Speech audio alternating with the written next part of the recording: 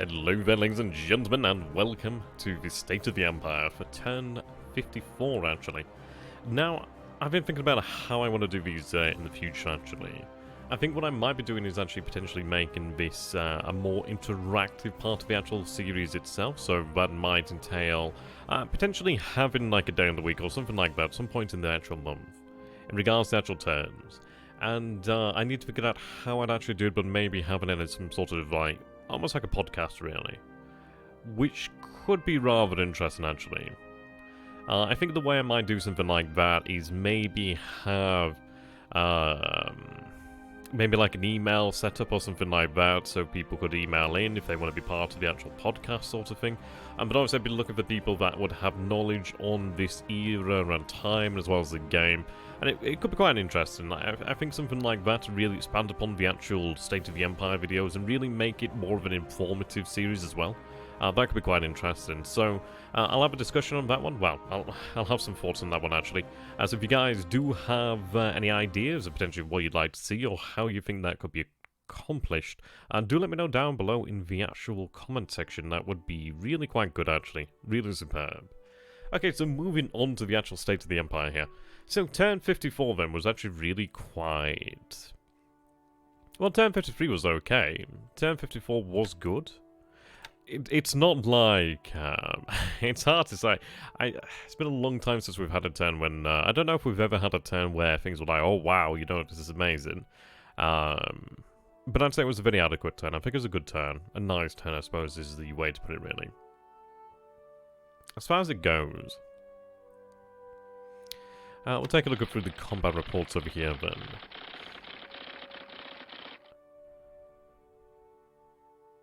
See, this one's rather interesting, isn't it? I didn't quite actually read this one in the actual stream as such.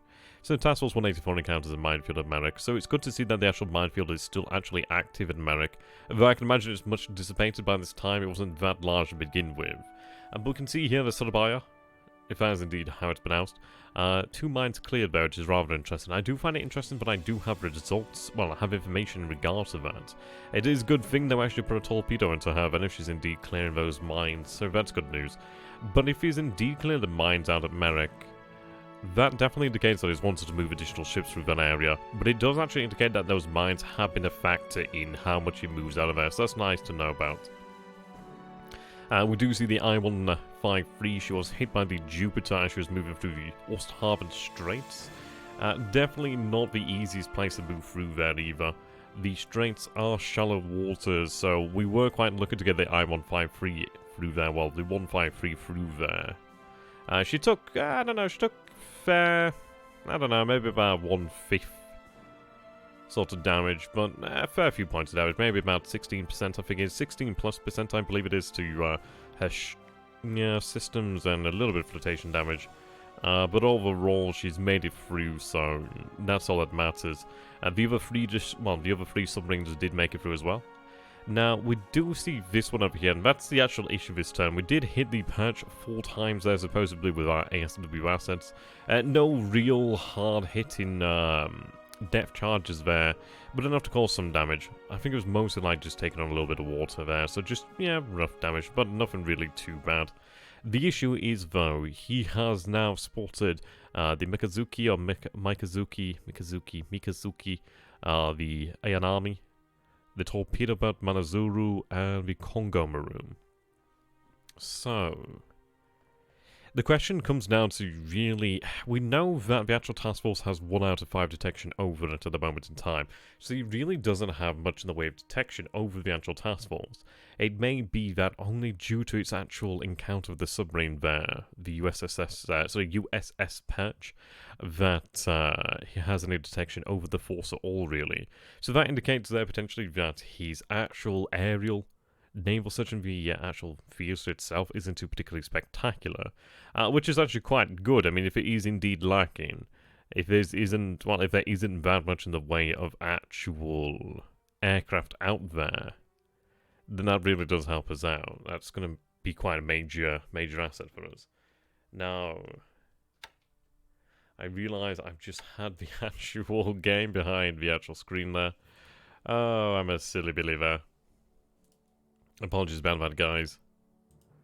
Nothing too bad. I'm just reading the actual combat reports here, so forgive me there. I must have forgot to take it off earlier. Good thing this ain't live, isn't it? But still, I'll keep on in the video. So yeah.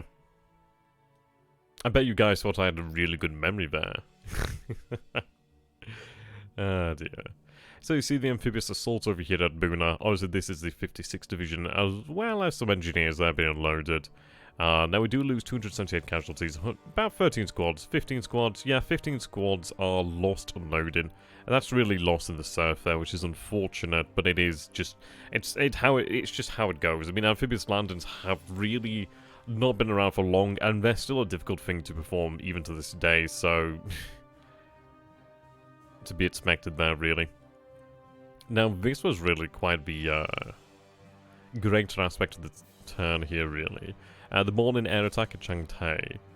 Now, we did see 27 Ki-43-1C Oscars join battle with 20 H-81A3s. Now, these are the P-40E Warhawks. I believe they're just in Chinese service, so I think they're given a different designation. But either way, it is the Flying Tigers, the American Volunteer Squadrons in China, I do believe. So we do see here that we came off just amazing. No Japanese losses. Now, obviously, take this with a pinch of salt. Obviously, this wasn't the true tally. We do see 6 confirmed HA-81A3s destroyed. Now, we did shoot down a good few, many more in return, damaging many more as well. But that was superb there, 20,000 feet. I honestly expected them to have been flying 25,000 feet with the way the results were going there. Because that was astounding. We didn't take a single loss in that battle there, which was just amazing. Almost 1-to-1 odds as well, but yeah, the first time we saw the Ki-43-1C Oscars go up against the H-81A3 Flying Tiger Squadrons, yeah, it was very much the opposite result there, but this was fantastic. Now, we did see then a secondary attack there, the morning air attack at Changtai, so obviously this one came afterwards. And we do see 9 Oscars engage in 2. Unfortunately, one of our Oscars was shot down. I think it might be a case of just having too many numbers there, but yeah. Even so, we do actually carry on here. We completely devastated that squadron. It is still going to be active. I'm not saying it's been completely removed. I'm not saying that we completely won the air superiority over China. I'm just going to say it's gone a fair way in actually helping us to end there, really. No. We had plenty of attacks here. Plenty of attacks.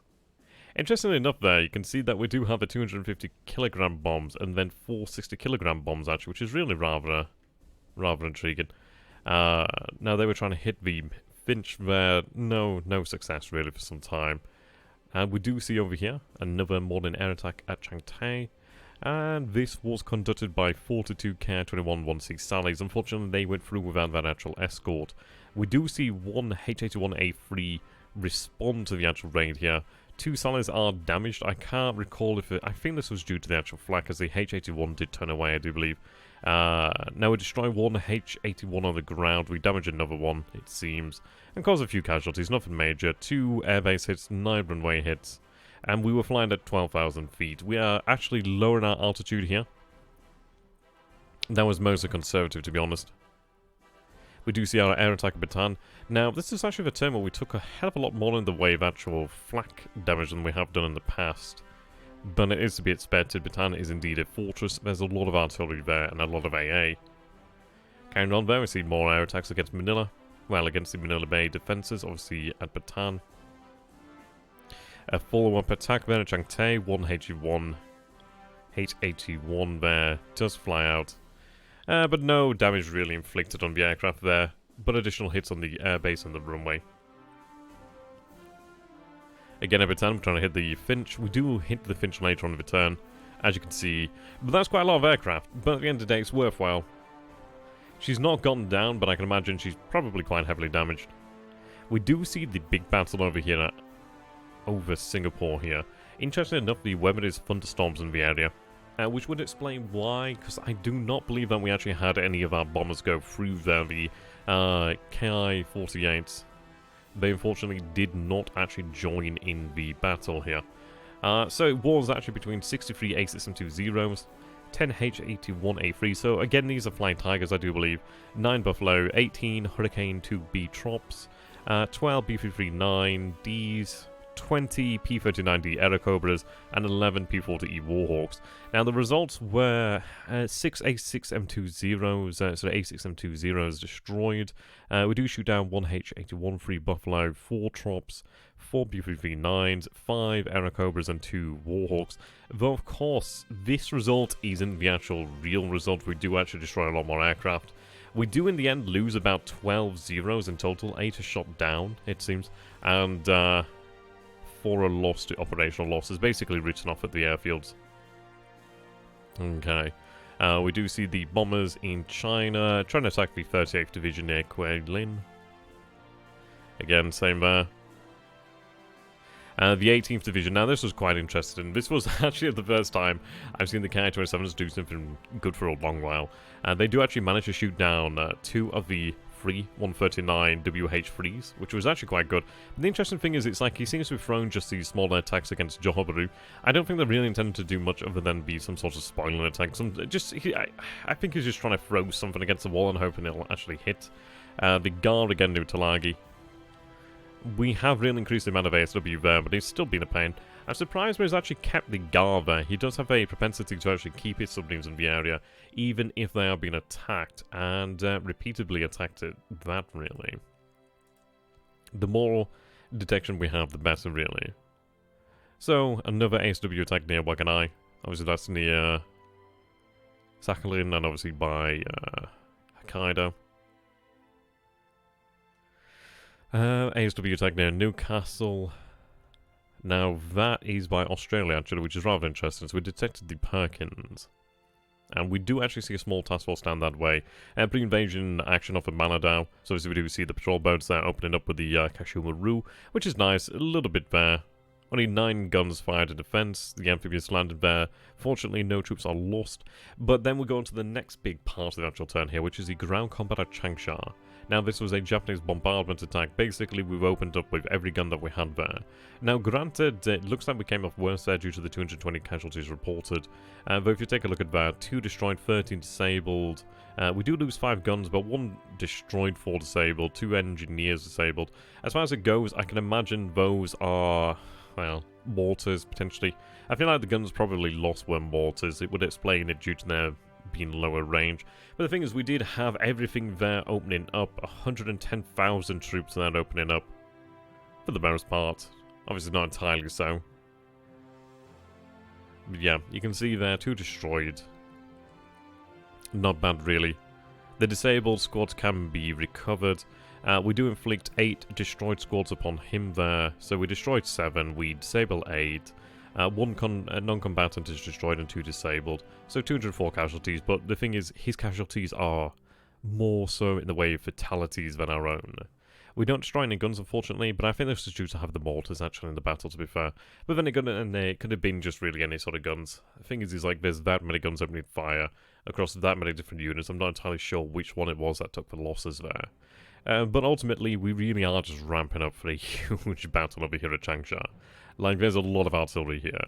But if we take a look over here, then, the thing is, for him to actually do the counter-battery fire, or just to have any sort of artillery, it comes from the actual corps over here. He doesn't have any dedicated artillery regiments. So, for example, you see here we have the 14th Medium Field Artillery Regiment, for example, or the 8th Independent Heavy Artillery Battalion. The thing is, we can have these units open up with their big guns, and they're working independently of the actual divisions here.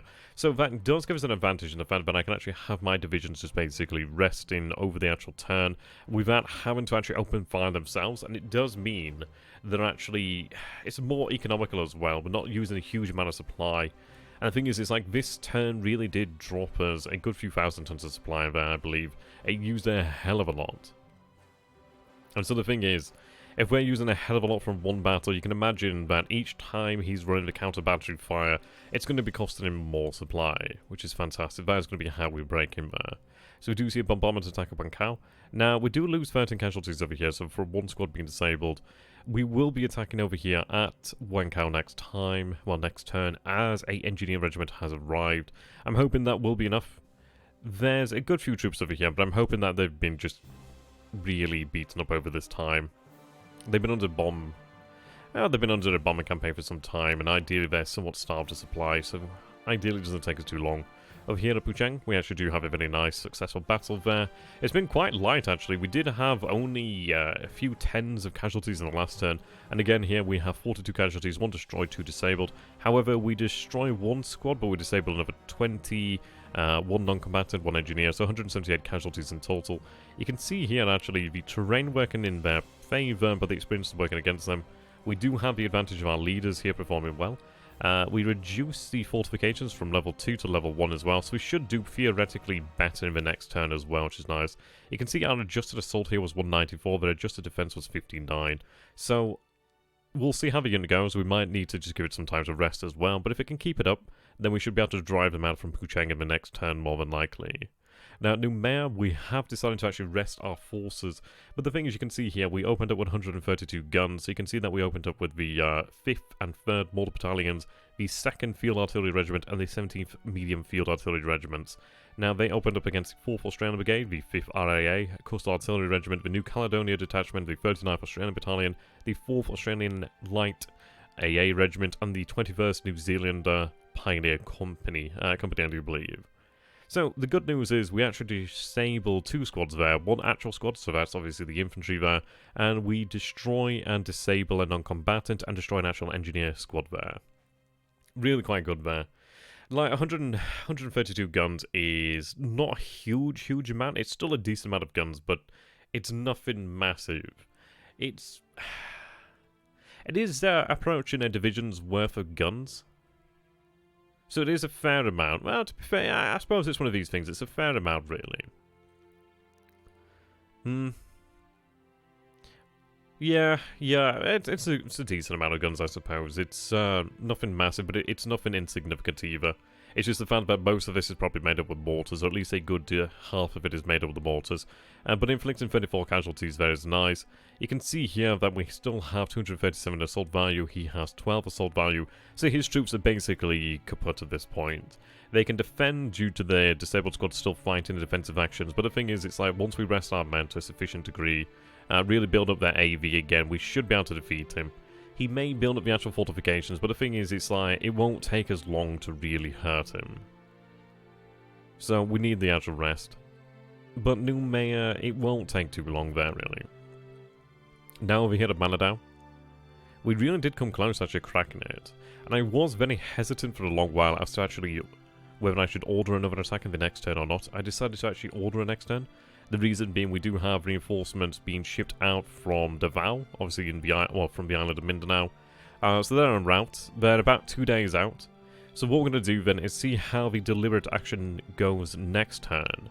Because if you take a look over here then, we reduced the fortifications to level 0, which is really quite good. They were previously at level 1. So the defender had the terrain, but he is taking a penalty from the fatigue, morale, and experience. We had a bad roll with our leader. Maybe if we had a better roll, we might have been able to clutch it, but unfortunately not. But we take 67 casualties. All of these are disabled squads, but we don't have that many squads here, so that's something to take into account. We destroy 1 squad, but we disable another 16, and 4 are disabled here from non-combatants. The 81st Naval Guard is a good unit. Obviously, they are naval infantry. But I would like to have another unit there, so we'll see what happens in the next turn. If we don't take it next turn, I'm going to have them rest and wait for reinforcements. We do have additional supply arriving at the base as we speak as well, as we're unloading from some ships there. So we can wait that one out for a time. But as you can see here, we're going up against the Manadao Garrison Battalion and the Manadao base force, so that'd be nice there to take over. So that really covers the combat reports. In general, we're doing better. Things are starting to go in our favour, and we really are. Like, things are measured in the space of days at this moment in time. The reason being that over here at Johor Bahru, I've got the 22nd Air Flotilla headquarters actually heading down here. Now, they're going to take another day to pack up and start moving. I need them there as soon as possible. The reason why I'm sending these guys south to Johor Bahru is because at the moment, we do have a G3M2 squadron over here. That would be the Genzan KUK-1. So they're based down here at Kota Bahru at the moment. Now, their range to Singapore is 9 hexes, but I really need them to have range over Osthaven and the Straits here. So from the Straits here to Kota Bahru is 22 hexes. The range of the G3M2s and the range of the G3M2's carrying torpedoes is only 15 hexes. They do have an extended range of 18 hexes, but the thing to bear in mind is we need the torpedoes there. So what I'm doing then is I'm going to be shifting the G3M2s down here to Johor. The reason I'm shifting them down to Johor is it's the closest I can make it at this moment in time. It would allow us to actually use the G3M2s with torpedoes there, as the range is 14. Luckily, they're not moving to their maximum range, well, their maximum normal range, I suppose you could say. But it's still quite some distance.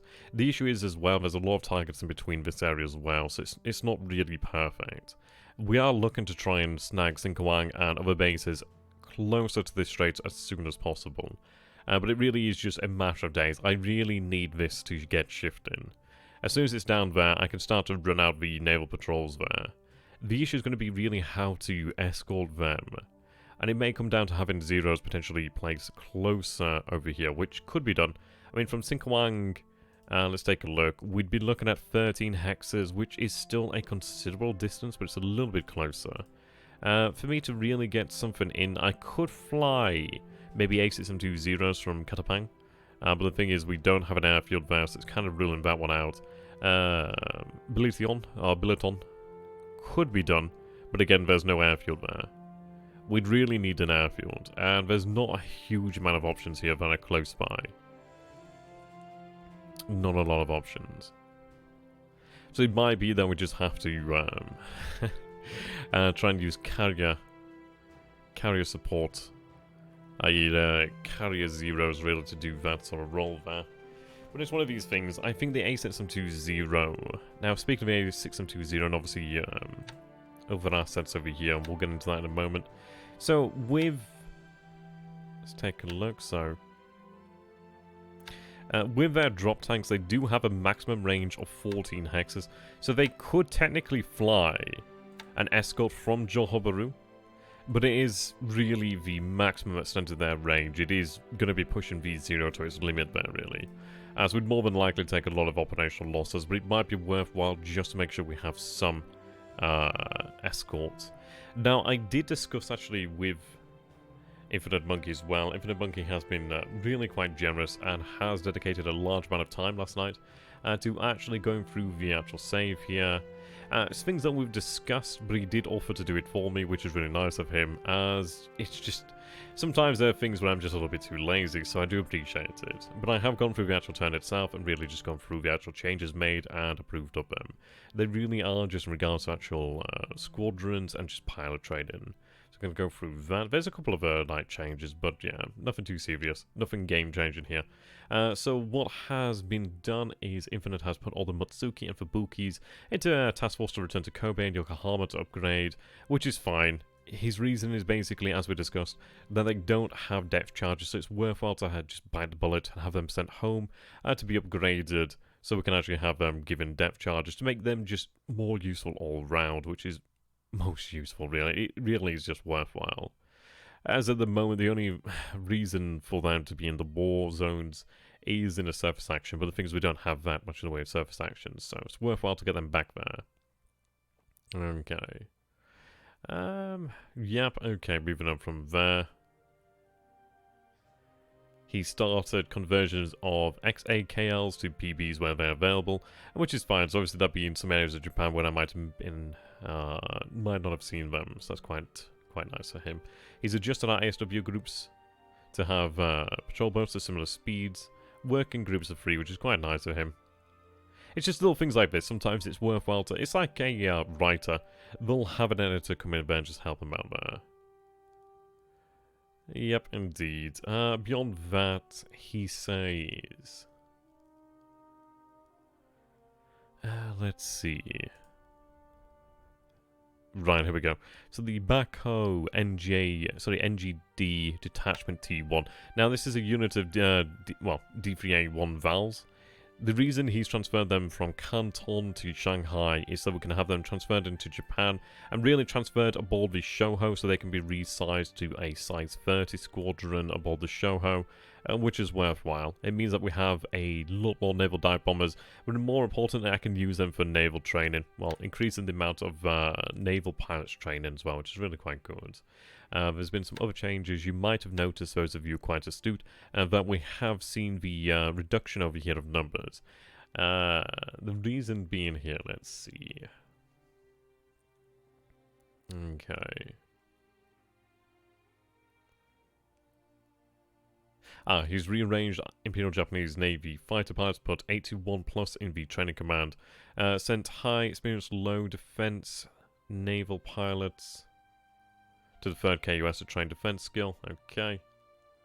Yep, he's set no replacement for all air groups. There might have been some that we'd missed in the past. But basically, no replacements mean that, well, no replacements will be sent unless I send them, which is fine. That works out. Makes sense. He has turned the 3rd KUS squadron into a high-end training group with quads. It also give you more Iceycromes to upgrade and build on your carrier groups. Yeah, which is fine there. He's transferred them from, from Johor, Peru. They're over here at Saigon. So you can see the 3rd KUS. Now this squadron is quite an illustrious squadron there with 82 kills actually. A few losses, but 82 kills is no laughing matter. So all 45 pilots are now in Claudes here. The reason is we have a lot of these Claudes, and it does actually help to have these guys just using something that's non-essential to actually train in. So these guys will be just set here to train. They're going to be working on a number of skills, but most importantly, we need to work upon the actual defense skill here.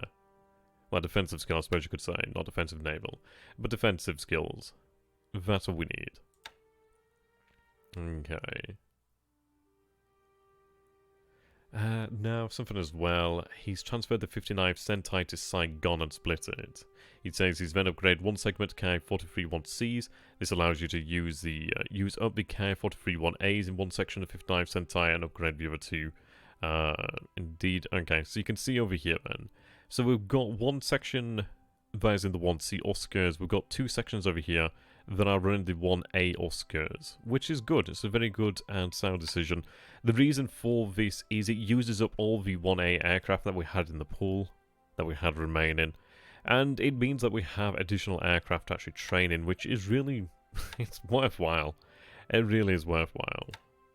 Definitely helps us out significantly. Okay. So yeah, in general, his changes have been to the pilots. So as you can see here, let's go back, pilot replacement. We can see here then in the pool we have no Imperial Japanese naval pilots. The reason for that is all of them are actually in the reserve here. The reason for that is Japan itself, like, as far as I can understand, when a new pilot is created, I think we produce about, let's see.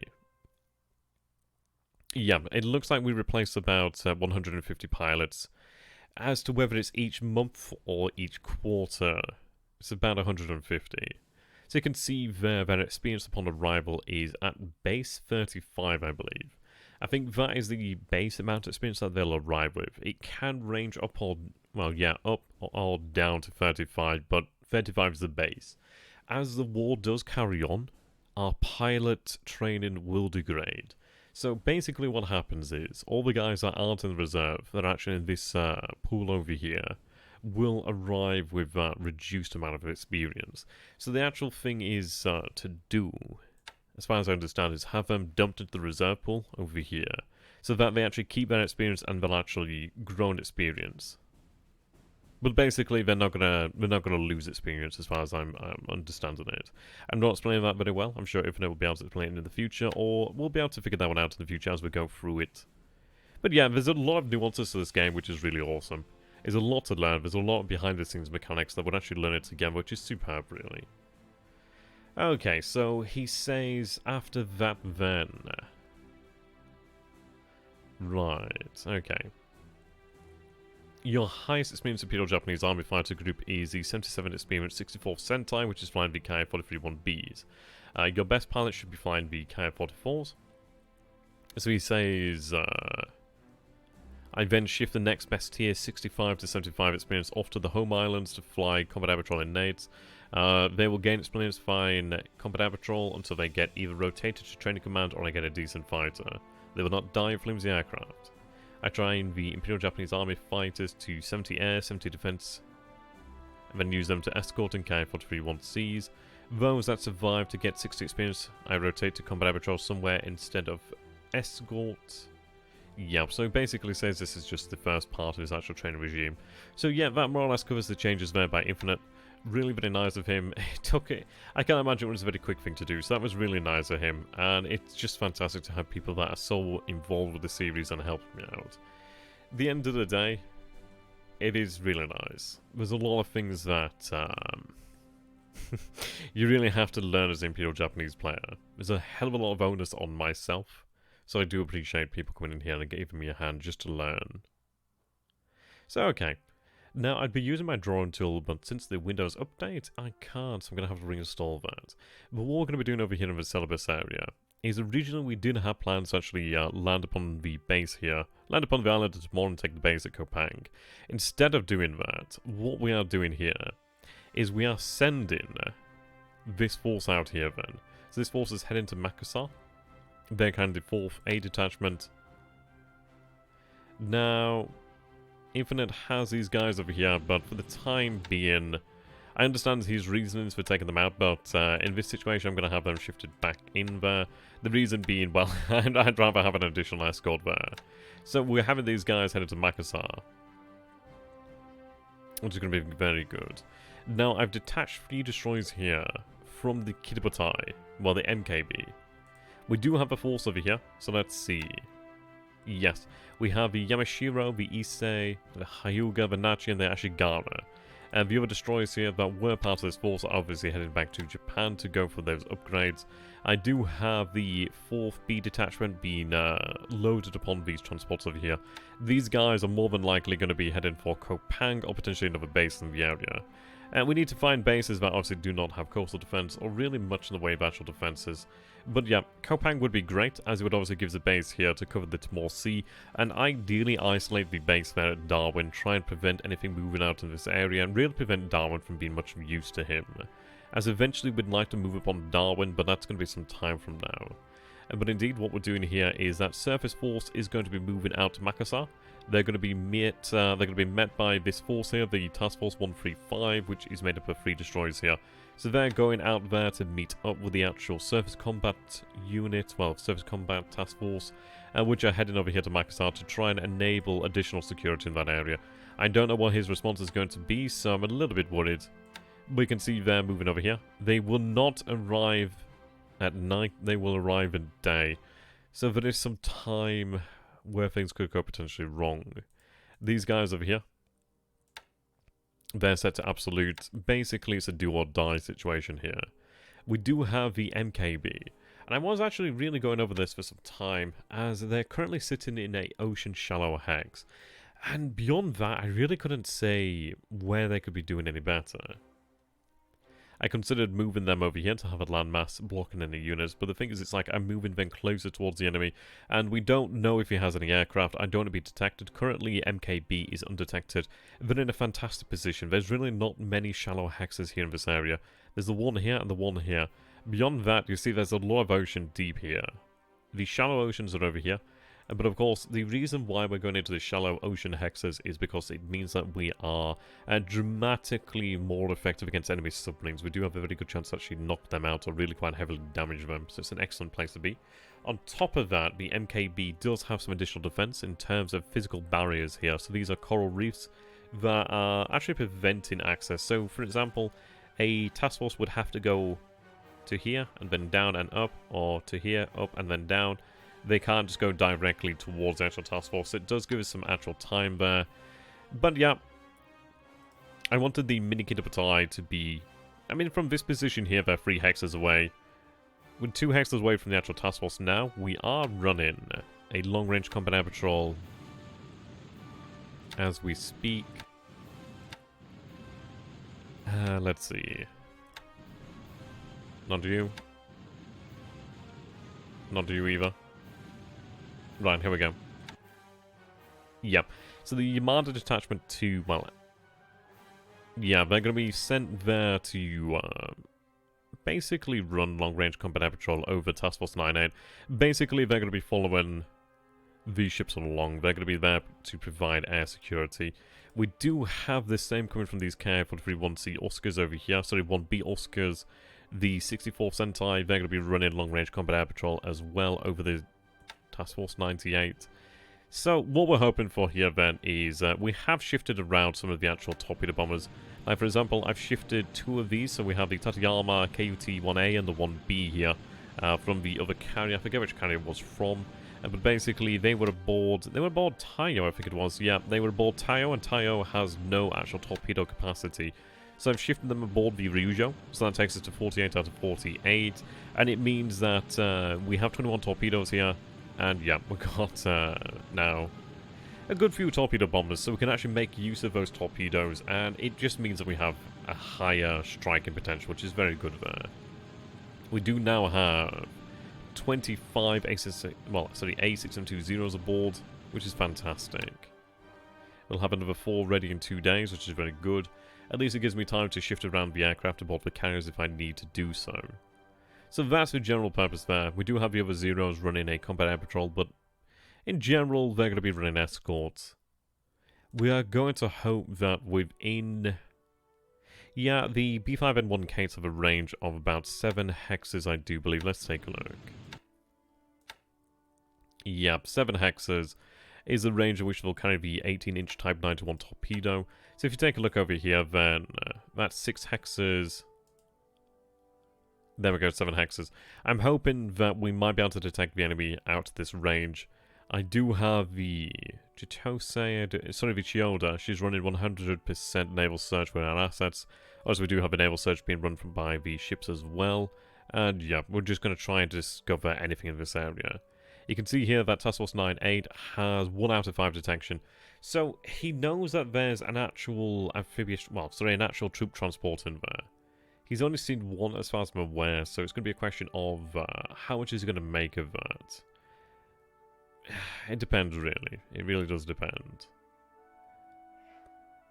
A little bit worried, which is why I'm sending a large and really quite strong surface task force to the area as well to follow up.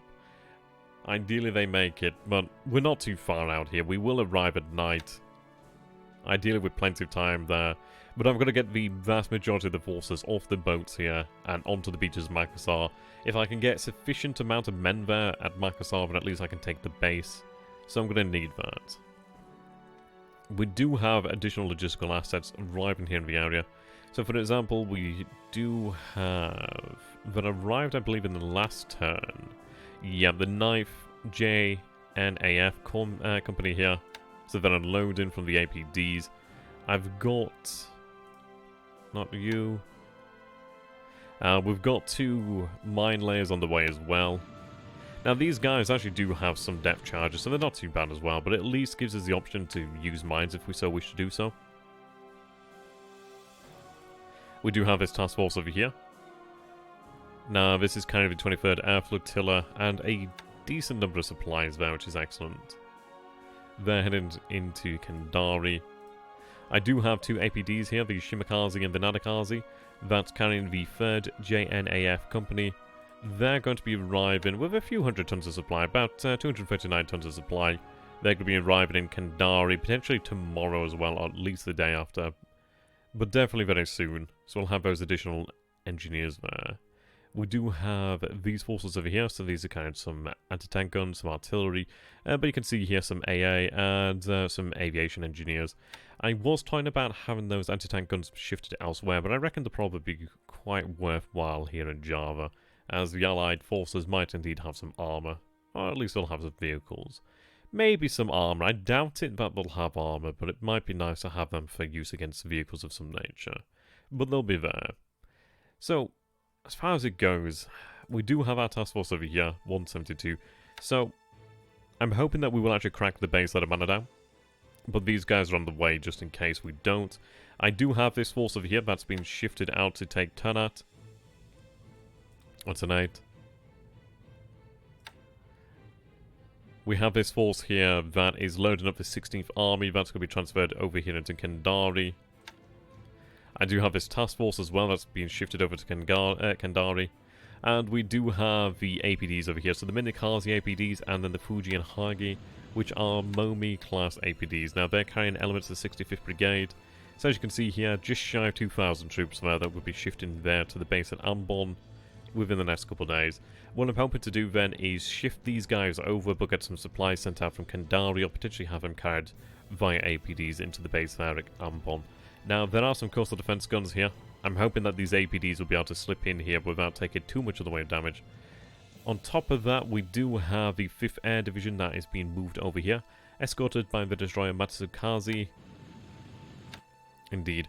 I'm really trying to get as much in the way of logistical support and engineer support as I can. It's just crazy how much we need here. Now, on that note, we're shifting the Nagara and 3 destroyers alongside the Kokuo, the Ru Oiler. She's carrying nearly 12,000 units of fuel as well, so we need to get that into Kendari. So as far as it goes, the general purpose of this plan is we wish to take Makassar, but we wish to take Makassar almost as a cover, really. The reason for that is I want to have the Minikita Batai slip past the island here, well, slip past the base at Bima, and over here at Rotang. I want them to move through here, out into the Indian Ocean. The best case scenario is that they're undetected, but I don't think that's going to happen. But I want them to slip out here into the Indian Ocean, so we can then split up the carrier groups and really try to hunt down any tankers in the area. But I really want to pen in the Allied surface forces in this area. We're not far out from having the actual naval headquarters over here to allow us to run naval bombers with torpedoes. So it is just a matter of time until I can run naval torpedo bombers over here, over these straits, and over these waters over here as well. So I'm hoping to use submarines and the Minikita Batai to really hem in the Allied surface forces in the Java Sea. So it's going to be a case of just seeing what happens, really. I'm hoping that he's not going to react, but he's going to be a little bit timid. But we might be a little bit of wishful thinking there. Really got to hope for the best. That's the general overview there. We do also have these 2 submarines here, so the I-155 and the I-165. They're running patrols over here by Makassar. Just additional security there, just against any sort of surface action. As far as I'm concerned, I think his assets, his naval assets, are over here by Batavia. The reason is we did see the destroyer Jupiter in this area. We did see additional ships as well, and we do see ships over here moving to Palembang. So I do feel that he might be attempting to move either fuel out through the north, or he is trying to just move his assets here to grab fuel from Palembang to try and get it out this way. That's the only real path he has now. The other path would be past Malaya, but the thing is, obviously, we do have naval search in the area, and he knows from our strikes against these ships over here at Singapore that we do have naval bombers. So that's something to bear in mind. Now, moving on. I do have Task Force 376. This is kind of the 7th Independent, the 2nd Independent, my 02nd, and a number of other, basically the rest of the formations here of SLF.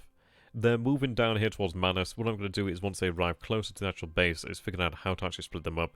But what I wanted to do here then is grab all the bases here in Dutch New Guinea, just basically all the bases in New Guinea and just all the bases in this area. Really try to solidify our control, prevent him from getting any float planes in the area and really running in reconnaissance. So our forces here, the 56th and the 1st Independent Engineer Regiment, have landed at Buna. The base will be seized next turn. You can see that we do have 6,689 infantry, 7,628 infantry unloaded, 111 guns, 74 vehicles, 123 engineers, and 4 engineer vehicles unloaded at the moment for a cumulative strength of 436. So the 56 is going to be shock attacking the base there. No real need for them to shock attack, but it's always cool to have a shock attack. So yep, they're going to take the base there at Buna. From Buna, it's a 2-hex march, it seems. So about 130 odd miles, 140 odd miles. That'll take some time. But as you can see here, we do have 3,555 supplies unloaded. We have another 10,464 supplies to unload as well, which is very good. Okay. So I've shifted these F1M2 Peats to naval search. The Nashima is unloading supplies. I'm going to be looking towards moving some Jakes over here, to be honest. The Task Force 317 has just been running at ASW in the area, just harassing the submarine, to be honest. Yeah, we can see that we do have patrol boats and destroyers over here on Tulagi. F1 M2 Peter been running attacks against the Gar as well. We do have our submarines moving out for replenishment. And some additional submarines moving into the area. Now, this is where we found the Australian destroyer over here. So apparently this is escorting 4 ships. So we know one of them is at least a destroyer. And they're moving northeast, which is actually really interesting. So they could be heading towards Fiji. But more than likely, they're probably heading to Pago Pago. Though, I don't know, he could be maybe moving towards Lord Howe, maybe Norfolk Island. But the actual path there doesn't quite look right. It looks more like a path towards over here. But we could be wrong. Could be wrong. I do have additional submarines moving down towards this area. Submarines. I've got submarines moving down here as well. These guys are equipped with float planes, which is really nice. I do see this Allied task force over here, but it's moving east. I reckon it was the one spotted over here, but it's been moving very, very slowly. Ideally, I can figure out what it is. I have shifted around the H6K4s as well, so beforehand we had something like 18 over here. I've also shifted down the Chitose 1, so the Chitose KUK1 as well as the Chitose KUK1 detachment, which is G4M1 Bettys. We do have the G3M2 Bettys over here as well. But I've shifted out some H6K4s, so I've got 6 here that are active. There's another 2 that are inactive at the moment, alongside the 54th Sentai KI-43-1C Oscar Squadron. So we actually do have a fair amount of men over here, really. Fair amount of aircraft. But I've shifted 6-ish H6K4s. You can see that we have 7 over here. They're flying out from Funafuti. I've shifted some over here as well, so you can see that Tarawa has a good few here. These guys are going to be shifting out to other locations, and we've got a few Jags over here. So a decent amount of naval detection coming out from Tarawa now, which is really quite good.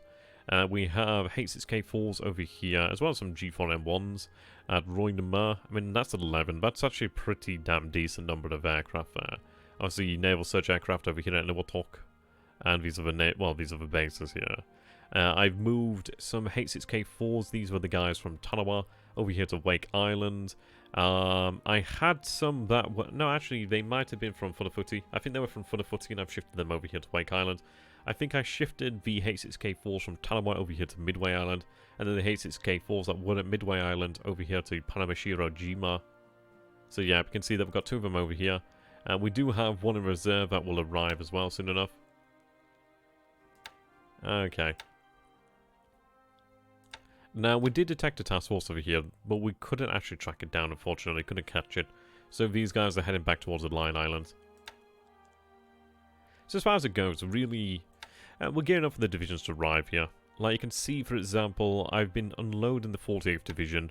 What I'm doing here then is grabbing some infantry divisions in Malaya. So the 4th Infantry Regiment, I think, and the 144th Infantry Regiment, they're being sent over here to Kotobaru, as well as like additional armour.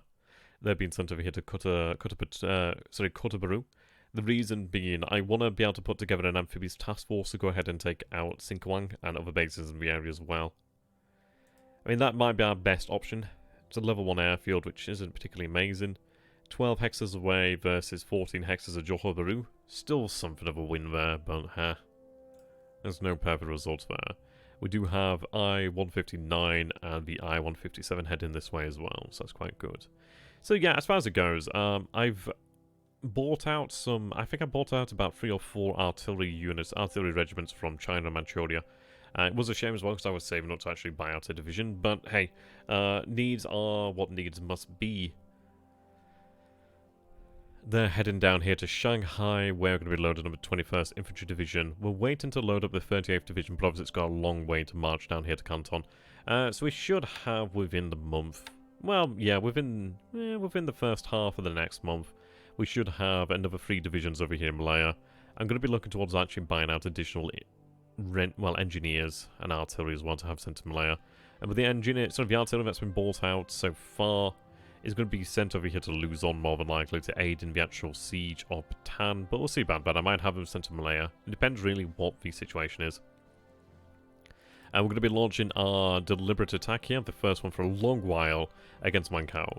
I mean, we have about 815 assault value. I'm hoping with the 26th Engineer Regiment that will make good on the attack there. We do have additional engineers. These are going to be the guys I'm going to have bought out, to be honest, first and foremost. The 1st Engineer Regiment and the 26th Engineer Regiment, due to the fact that they're already on the coastline. So once Wenkau falls, I'm probably going to have them bought out and shifted out to Malaya, really, to aid in the siege of Singapore once that commences. That should be great. But yeah, we've got the 116th and the 22nd, the 13th Independent Mixed Brigade. They've been kind of beaten up, so they'll need some time to rest. The 116th isn't in too bad of a shape. And this is a battle over here at Cheng. Yeah, they're going to be reinforcing the attack against Wenkau once they clear out this unit over here. So we are moving our forces. We've got the 104th Infantry Division marching upon Pingxiang. We have the 4th Brigade over here that is marching to this hex over here. So what I'm trying to do is open up the road here to the south, capture this base, just basically lock China off again from the supply over here. Well, summon China off from the supply over here again. That should be good. This is where we hit the Flying Tigers over here. Ideally be able to continue to really ramp up the damage in that area. We've gone about and reorganized some of the ASW patrols over here as well, which would be quite nice. Ideally we can make them just more effective. We really do need to make sure that our convoys are getting through. We're going to be going over production in the near future as well. But things are gearing up here. It's going to be good. It's going to be good. So, I'm going to say that is the State of the Empire for turn 54. I hope you guys do enjoy this. It's a lot of rambling. I realise there's a whole lot of rambling. And apologies about the start here. I forgot to take the screen off. So, if you guys do enjoy my content, and you would actually like to see my content grow in the future, and support me, well, support myself as a creator, but I'd like to ask that you guys would become a patron. It does make a big difference. I'm kind of toying with the idea of making these a Patreon exclusive video, but only for a time frame, obviously like maybe a few days, and then it would go out to the wider audience. As at the end of the day, I appreciate all of you who do come in here to actually watch the series. It is really appreciated, and it makes me... It's a humbling experience. It really is a humbling experience. So if you guys would like to support myself as a content creator, then please consider becoming a patron. There's a lot of rewards available. You can get yourself a print over here in A1 and A2, I do believe. And I have managed to secure a deal to get 10mm miniatures out there. So I've got the Japanese listed here for the time being, but I could of course get many different nations, obviously British, German, World War II, World War I, post-war, modern to a degree. So yeah, let me know. Fire me a message off and let me know. And of course, comment down below into into the comment section and let me know, would you like to see this as something of a interactive podcast? I'd really like to make this a bit of a informative series as well, because at the end of the day, my knowledge of the Pacific War isn't amazing. Like, I'm learning, I'm trying to do as much reading as I can, but there are people out there with significantly more experience and knowledge, and this is it. You don't learn in a vacuum. That's the way to think about it.